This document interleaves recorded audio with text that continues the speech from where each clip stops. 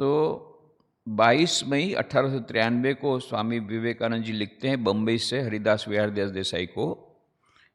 22 मई माने 31 मई को स्वामी विवेकानंद जी जहाज के द्वारा शिकागो के लिए रवाना हुए थे, ये हम लोग जानते हैं।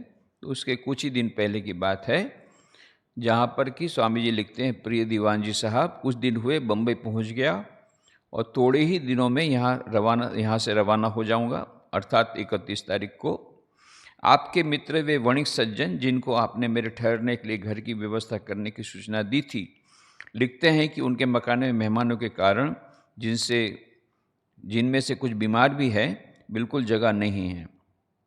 उन्हें मुझे निवास न दे सकने का बहुत दुख है। खैर, किसी तरह मुझे एक अच्छी हवादार जगह मिल गई है। खेतड़ी के महाराजा के प्राइवेट सेक्रेटरी और मैं दोनों एक साथ रहते हैं, मतलब मुंशी जगमोहन लाल जी। उनके प्रेम और कृपा के लिए आभार प्रदर्शित करने में मैं असमर्थ हूँ। वे एक ताजमी सरदार हैं, मतलब खेतड़ी के महाराजा, जिनका राजा लोग सिंहासन से उठकर स्वागत करते हैं। तब भी वे इतने सरल हैं कि उनका सेवा भाव देखकर मैं कभी कभी लज्जित हो जाता हूँ। सचमुच में इतना अधिक सेवा का भाव था ये खेतड़ी के महाराजा अजीत सिंह जी का, कि दरबार जब चलता था तब भी वे इतना आदर प्रदर्शित करते थे। फिर बाद में स्वामी जी के मना करने पर वे सुबह 3 बजे आ जाते स्वामी जी के कमरे में और उनके चरण दबाते। स्वामी जी कहते ही, क्या आप कर रहे हैं, आप राजा हैं, मैं भिक्षुक हूँ, सन्यासी हूँ। बोले नहीं, आप मेरे गुरु हैं, मुझे ये मौका आपको देना ही पड़ेगा। ऐसा करके वे चरण सेवा करते थे। हम सोच सकते हैं कितनी, और उस समय तो वो वर्ल्ड फेमस नहीं हुए थे, एक अननोन मॉन्क, पर ये अजीत सिंह जी के पर स्वामी विवेकानंद का ऐसा प्रभाव था। इसके बाद जो स्वामी जी लिखते हैं, जितने विश्व में अच्छे अच्छे लोग हैं, इन सब के लिए अत्यंत प्रेरणादायी ये वाणी है। इसको कट पेस्ट करके बड़े अक्षरों में अपने टेबल के नीचे जो ग्लास है वहाँ लगा लेना चाहिए या दीवार पर लटका लेना चाहिए। अत्यंत प्रेरणादायी, क्योंकि अब अधिकांशतः हमको भक्त लोग कहते हैं कि क्यों अच्छे अच्छे लोगों को ही क्यों दुख मिलता है, क्यों ये भगवान इतना अन्यायी है। जो लोग अन्याय करते हैं, जो लोग बेईमान हैं, वो तो आनंद में गाड़ी में घूम रहे हैं, उनको कोई प्रॉब्लम नहीं, कोई समस्या नहीं है। जो ईमानदार हैं, जो सत्य का पालन करना चाहते हैं, जो अच्छे हैं, भले आदमी हैं, उन्हीं पर इतनी सारी विपत्तियाँ आती है। ये कैसा भगवान का न्याय है। ये सब हमारे ऊपर काफ़ी आरोप हमारे पर होता है कि कैसे आपके भगवान इस प्रकार से हम पर अन्यायी भगवान है आपका, कि जो सत्यवादी हैं उन पर ही अत्याचार कर रहा है, उनको ही ज़्यादा दुख दे रहा है। इसके उत्तर में, और ये हरिदास विहार देसाई अत्यंत सज्जन व्यक्ति, अत्यंत सत्यनिष्ठ, अत्यंत ईमानदार, सब समय लोगों का दुख समझ करके दुख दूर करने के लिए तत्पर, ऐसे दीवान जी पर भी यही समाज है। ऐसे दीवान जी पर भी लोगों ने ताना कसना शुरू किया, क्रिटिसिज्म शुरू किया, ईर्ष्यावश ये सब उनको भोगना पड़ा। तो ऐसी परिस्थिति में जब दीवान जी उसमें से गुजर रहे थे, तब स्वामी जी उनको क्या लिखते हैं, अत्यंत प्रेरणादायी ये वाणी है, इसको अवश्य हमको नोट करके रखना चाहिए। स्वामी जी लिखते हैं, प्रायः देखने में आता है कि अच्छे से अच्छे लोगों पर कष्ट और कठिनाइयाँ आ पड़ती है। इसका समाधान न भी हो सके, फिर भी मुझे जीवन में ऐसा अनुभव हुआ है कि जगत में ऐसी कोई वस्तु नहीं है जो मूल रूप से भली न हो। ऊपरी लहरें चाहे जैसी हों, परंतु वस्तु मात्र के अंतराल में प्रेम एवं कल्याण का अनंत भंडार है। जब तक हम उस अंतराल तक नहीं पहुंचते, तभी तक हमें कष्ट मिलता है। एक बार उस शांति मंडल में प्रवेश करने पर फिर चाहे आंधी और तूफान के जितने भी तुमुल झकोरे आए, वह मकान जो सदियों की पुरानी चट्टान पर बना है हिल नहीं सकता। मेरा पूर्ण विश्वास है कि आप जैसे निस्वार्थी और सदाचारी सज्जन, जिनका जीवन सदैव दूसरों की भलाई में बीता है, उस दृढ़ धरातल पर पहुंच चुके हैं जिसे भगवान ने गीता में ब्राह्मी स्थिति कहा है। ब्राह्मी स्थिति 2 अध्याय में हम देखते हैं, ऐसा ब्राह्मी स्थिति। जो आघात आपको लगे हैं वे आपको उस परम पुरुष के निकट पहुंचने में सहायक हों, जो इस लोक और परलोक में एकमात्र प्रेम का पात्र है, जिससे आप यह अनुभव कर सकें कि परमात्मा ही भूत, वर्तमान तथा भविष्य की प्रत्येक वस्तु में विद्यमान है और प्रत्येक वस्तु उसमें स्थित है और उसी में विलीन होती है। ओम शांति ही। आपका स्नेहांकित विवेकानंद। क्या अद्भुत यह पत्र है, और इसमें स्वामी जी ने समाधान दे दिया। जो समस्याएं सभी जो अच्छे लोग हैं, ईमानदार लोग के जीवन में जो आती हैं कष्ट, जो अन्याय उनको सहन करना पड़ता है, कहते हैं एक ऐसी स्थिति है जहाँ पर बाहर के ये कुछ भी लांछन, बाहर के जितने भी आघात कोई असर हम पर नहीं कर सकते। हम उस आनंद की स्थिति में रहते हैं, भीतर में जो आनंद है उस स्थिति में रहते हैं। उस ब्राह्मी स्थिति में पहुंचने के बाद ये बाह्य इन आघातों की कोई असर हम पर नहीं होती है। और उन्होंने कहा, मुझे पूरा विश्वास है दीवान जी कि आप जैसे महान व्यक्ति वो ब्राह्मी स्थिति तक पहुंच चुके हैं कि जिन पर इन आघातों की असर नहीं होगी। जो आघात आपको लगे हैं वे आपको उस परम पुरुष के निकट पहुंचने में सहायक हों। ये दूसरा पॉइंट नोट करने लायक कि जितने आघात अच्छे लोगों को लगते हैं उसके पीछे कुछ कारण होता है। कारण कौन सा? कारण यही है, ईश्वर चाहते हैं अपने निकट उनको खींचना। तो क्यों ऐसी पार्शियलिटी करते हैं? जो अच्छे लोग हैं, ईमानदार, उन्हीं पर क्यों विपत्ति आती है? क्योंकि भगवान उनको अपना समझते हैं और वो चाहते हैं कि संसार से वैराग्य प्राप्त होकर के जल्दी से जल्दी मेरे पास आए। ये उनका एजेंडा है। उनका एजेंडा परेशान करने का नहीं है। उनका एजेंडा यही है कि लौकिक दुख के दे करके अलौकिक सुख देना, 1 किलो दुख दे करके 1 करोड़ गुना सुख देना, उस आध्यात्मिक आनंद देना, लौकिक दुख दे करके अलौकिक आनंद देना, ये उनका मकसद है। लौकिक दुख देने का एकमात्र भगवान का मकसद, उद्देश्य यही है। इसलिए स्वामी जी ने कहा, जो आघात आपको लगे हैं वे आपको उस परम पुरुष के निकट पहुंचने में सहायक हों, जो इस लोक और परलोक में एकमात्र प्रेम का पात्र है, जिससे आप यह अनुभव कर सकें कि परमात्मा ही भूत, वर्तमान तथा भविष्य की प्रत्येक वस्तु में विद्यमान है और प्रत्येक वस्तु उसमें स्थित है और उसी में विलीन होती है। ये एक बात यदि हमारे समझ में आ जाए कि अंत में तो यही परमात्मा, उसकी प्राप्ति हमारे जीवन का उद्देश्य है। और ये जितने हथौड़े पड़ रहे हैं, जितनी चोटें पड़ रही हैं, जितने आघात पड़ रहे हैं, वो हमको उस परम प्रेमास्पद परम प्रभु के प्रति हमको यदि ले जाते हैं तो ये आघात हमारे लिए आशीर्वाद स्वरूप बनते हैं। माँ शारदा देवी कहती थी, दुख, लोग बोलते हैं हम इतने दुखी हैं, इतनी विपत्ति है। अरे दुख तो ईश्वर का आशीर्वाद है, हमको समझ में नहीं आता है। दुख कभी आशीर्वाद हो सकता है? पर उसको इस कॉन्टेक्स्ट में रखना पड़ेगा, समझना पड़ेगा। आध्यात्मिक जो भक्त हैं, आध्यात्मिक साधक हैं, उनके लिए बात कही गई, साधारण लोगों के लिए बात नहीं कही गई। जो बहुत अधिक आगे बढ़ चुके हैं आध्यात्मिक साधना में, जो सचमुच में विवेक वैराग्य पाकर के ईश्वर के प्रति अनुरक्त होकर के ईश्वर के प्रति सच्ची भक्ति से आवृत होना चाहते हैं, उनके लिए ये उनको लागू पड़ता है। उनको ईश्वर कृपा करके ये लौकिक दुख देते हैं। क्यों?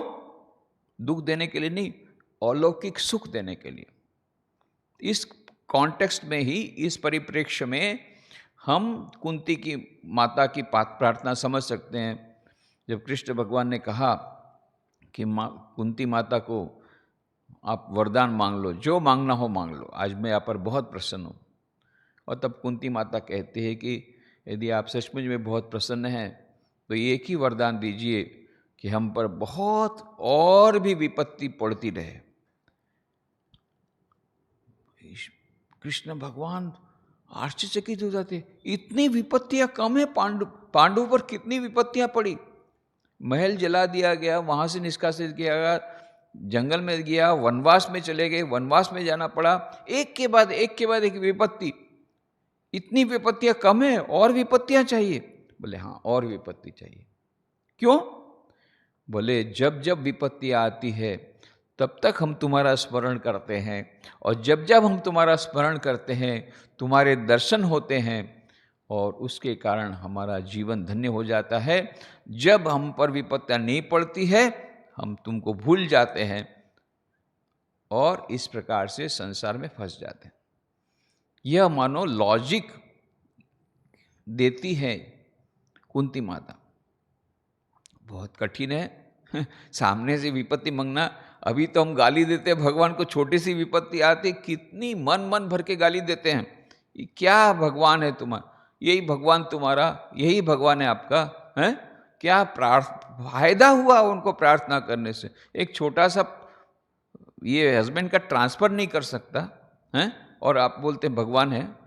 ऐसी जो गाली देने वाले वो कैसे समझेंगे विपत्ति ये विपत्ति है, वो ईश्वर की कृपा है? नहीं समझ सके। यतीश्वरान जी बोलते थे कि मैं कभी कभी भगवान से प्रार्थना करता हूँ भक्तों को दुख दे, विपत्ति दे। हे भगवान यतीश्वरान जी महाराज किताब में लिखते हैं मेडिटेशन स्पिरिचुअल लाइफ में, ये पढ़कर क्या आश्चर्य होता है। अरे बाबा तो डेंजरस है महाराज के पास जाना। बोलते हैं मैं प्रार्थना करता हूँ भगवान को, थोड़ा सा दुख दो, ये भक्त लोग एकदम संसार में फंसे जा रहे हैं, पूरे माया में डूब जाएंगे, थोड़ा सा तो उनको दुख दो ताकि उनको पता पड़े कि ये संसार ऐसा नहीं है जैसा वो समझते हैं। जल्दी से उनको उसकी रियलिटी पता पड़े कि संसार कितना खोखला है, जल्दी से जल्दी थोड़ा सा दुख दो आश्चर्य, इन लोगों का वेवलेंथ ये अलग है, हम लोग समझ ही नहीं पाते हैं। पर ये सब है, याद रखना, ये सब लोगों के लिए नहीं है। जो आध्यात्मिक साधक हैं, जो ईश्वर की ओर अग्रसर होना चाहते हैं, जो पराभक्ति की ओर अग्रसर होना चाहते हैं, नरसिंह मेहता मीराबाई के समान भक्ति की ओर अग्रसर होना चाहते हैं, तो फिर मीराबाई को जितने कष्ट सहन करने पड़े, नरसिंह मेहता को जितने कष्ट सहन करने पड़े, पांडवों को कष्ट सहन करने पड़े, उस प्रकार के लिए हमको तैयार होना पड़े। पर ये एक बहुत बड़ी बात। और उसके बाद में स्वामी जी ने जो पत्र लिखा है, वो पत्र हमने जो कल कहा था उसका एक्सप्लेनेशन यहाँ दे रहे हैं। खेतड़ी से लिख रहे हैं, मई 1893। प्रिय दीवान जी साहब, मुझे पत्र लिखने के पूर्व निश्चय ही आपको मेरा पत्र नहीं मिला। आपके पत्र को पढ़ते समय मुझे हर्ष एवं विषाद दोनों ही हुए। हर्ष इसलिए कि आपकी जैसी शक्ति, हृदय एवं पद वाले एक व्यक्ति का स्नेह पाने का सौभाग्य मुझे है, और दुख यह देखकर कि मेरी नीयत को एकदम गलत समझा गया। ये स्वामी जी का पत्र मिलने में देर हो गई थी, जो इसके पहले हमने बोला था। इसके कारण और भी कम्युनिकेशन गैप हो गई। पहले जो पत्र लिखा था वो भी नहीं मिला, दूसरा पत्र लिखा था वो लेट से मिला, अभी दूसरा एक्सप्लेनेशन वाला पत्र भी नहीं मिला। तब तक में इन्होंने और एक पत्र लिख दिया। तो मुझ पर विश्वास रखे कि मैं आपको पितृवत आदर तथा आपसे स्नेह करता हूँ। क्या स्वामी जी बोल रहे हैं, पितृवत आदर तथा आपसे स्नेह करता हूँ, और आप एवं आपके परिवार के प्रति मेरी कृतज्ञता असीम है। सच्ची बात है यह है, आपको याद होगा कि शिकागो जाने की मेरी इच्छा पहले से ही थी। जब मैं मद्रास में था, वहाँ की जनता ने स्वयं ही मैसूर एवं रामगढ़ के राजाओं के सहयोग से मुझे भेजने का सारा प्रबंध कर दिया। आपको यह भी विदित होगा कि खिचड़ी के महाराजा और मैं स्नेह के अंतरंगतम सूत्र में आबद्ध हैं, और मैंने उनको सामान्य तौर पर लिखा कि मैं अमेरिका जा रहा हूँ। स्नेहवश खिचड़ी महाराज ने यह सोचा कि प्रस्थान करने के पूर्व उनसे भेंट करना मेरा कर्तव्य है, और विशेष रूप से ऐसे अवसर पर जब भगवान ने उनके सिंहासन के लिए एक उत्तराधिकारी प्रदान किया था और यहाँ जोरों से खुशियाँ मनाई जा रही थी, और मैं निश्चय ही जाऊं, इस निमित्त उन्होंने मद्रास तक अपने वैयक्तिक सचिव को मुझे लिवाने भेजा, और इस प्रकार मैं यहाँ आने के लिए विवश हो गया। यहाँ मैंने खिचड़ी।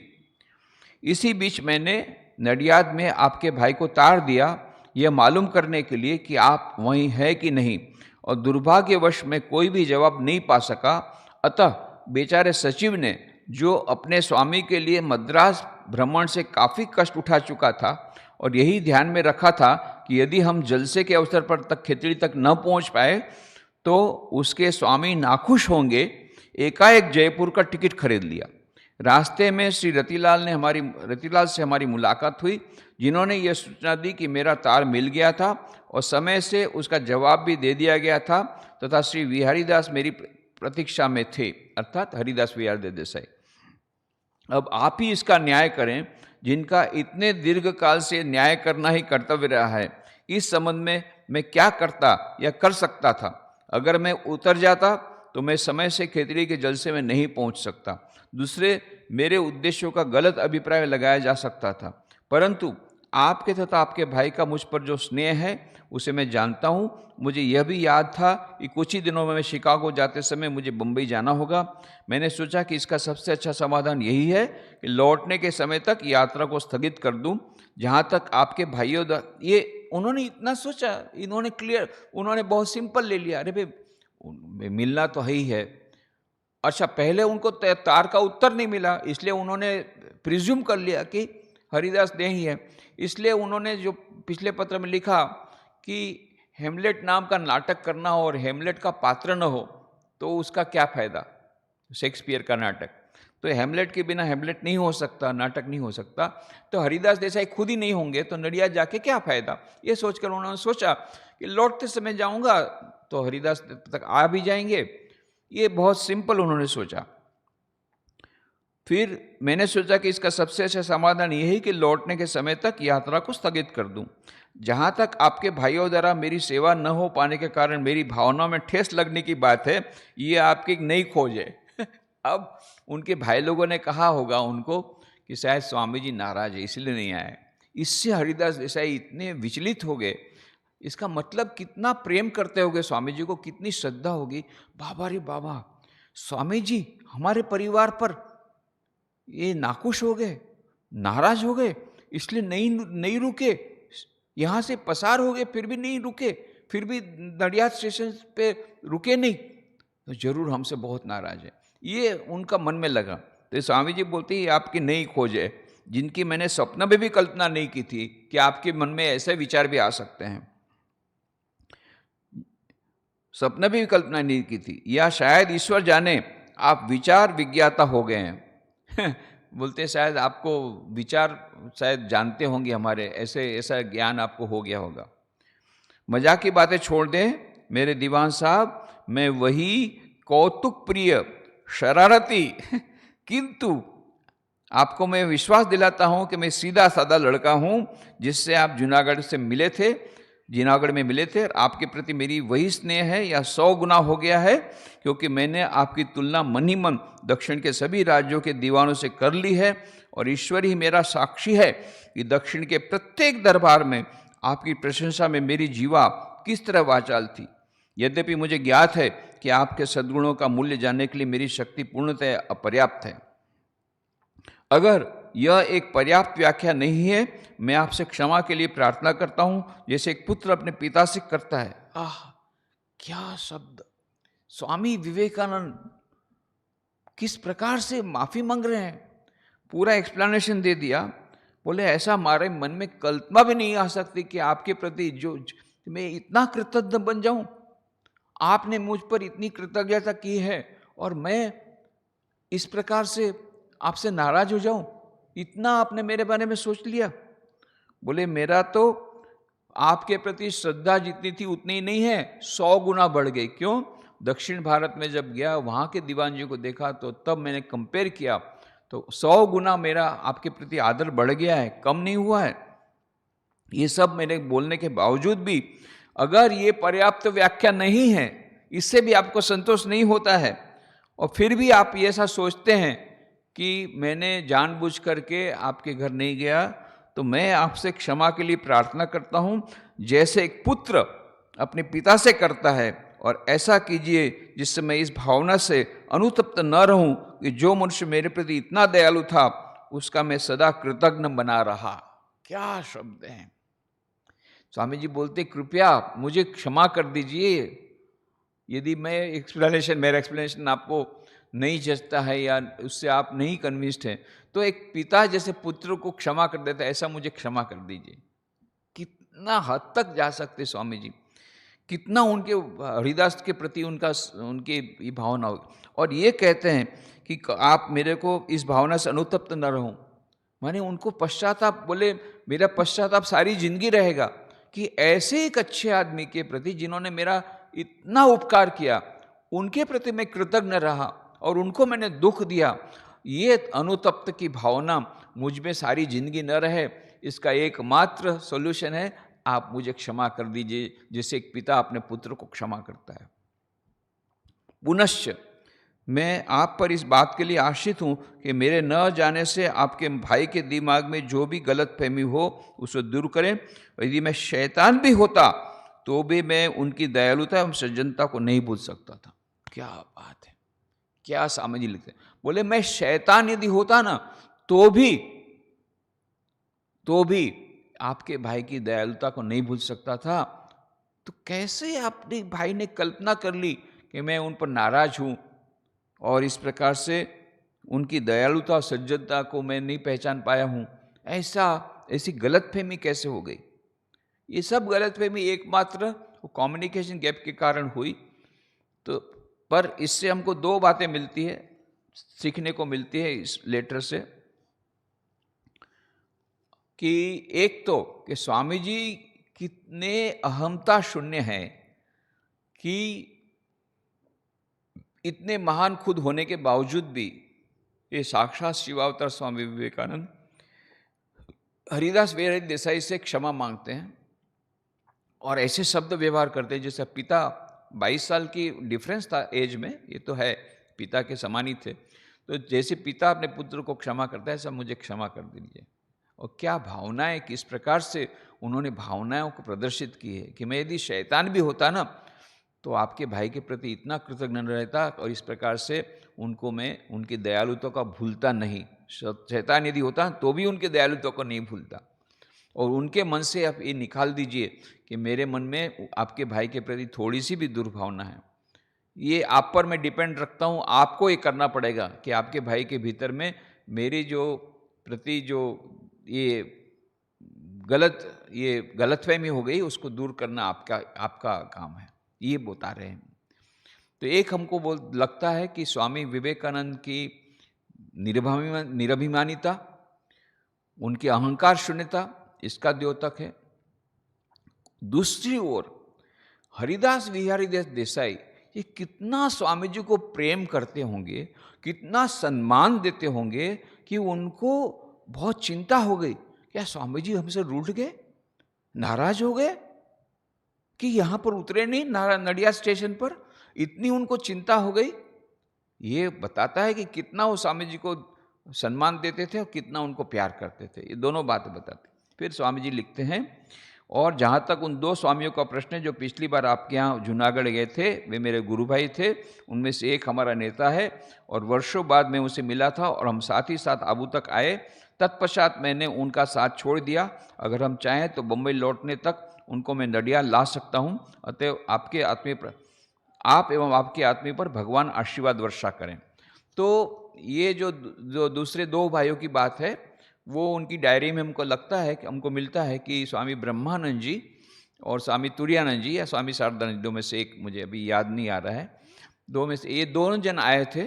उनको स्वामी हरिदास देसाई ने नडियाद जब गए थे उनको पूरा भाड़ा दिया, द्वारका सोमनाथ की पिलग्रिमेज का पूरा खर्चा उनको दिया, उनकी टिकट वगैरह करा दी। ये सब उनकी डायरी में से हमको मिलता है, जो डायरी एक्सपेंडिचर रखी थी। तो अभी शायद उनको लगता होगा कि ये दोनों गुरु भाई भी हमसे नाराज है क्या, तो उन्होंने कहा नहीं, वो भी नाराज़ नहीं है, बल्कि वो तो आपने उन पर इतना उपकार किया, उनका तीर्थ यात्रा दर्शन कराया। यदि आप चाहें तो मैं फिर से उनसे मिलने वाला हूँ आबू रोड, तो फिर से उनको वापस ले आऊँगा आपके यहाँ नडियाद में, यदि आपकी गलतफहमी दूर करने के लिए। तो ये स्वामी विवेकानंद की महानता और हरिदास देसाई की महानता, दोनों की महानता का द्योतक यह पत्र। बात की चर्चा कल करेंगे, आज यहाँ समाप्त करें।